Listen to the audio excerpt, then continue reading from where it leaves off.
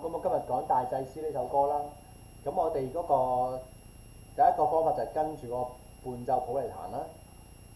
即係5 7 5 5 7 A chord 1 2 3 5 B chord 5 1 3 E 7 5 7 1 3 on D 3 5 1。OK， 咁呢個跟譜嘅做法。咁翻嚟我哋嗰個功課咧就係你褪 inversion 啦，1 2 3 5 2 3 5 1到 D chord 5 1 3 1 3 5 E 7 5 7 1 3 1 3 5 7到 A chord 嘅時候1 3 5 7 3 5 1 3到 D 1 3 5 A on E E 7 A chord 不斷轉咗順上去。好，咁嚟到呢個E sus 4 1 4 5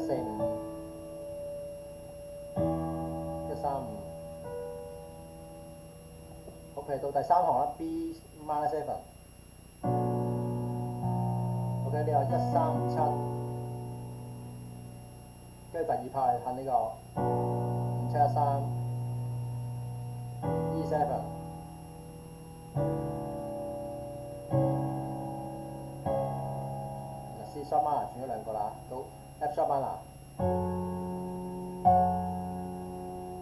G。OK， 即係逼你每一拍都轉一個 inversion 嘅 ，OK。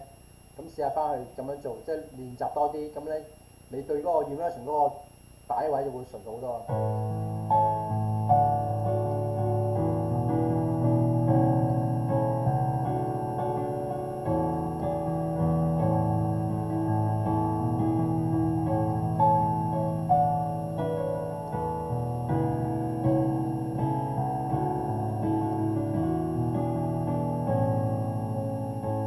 OK， 咁大約係呢個練習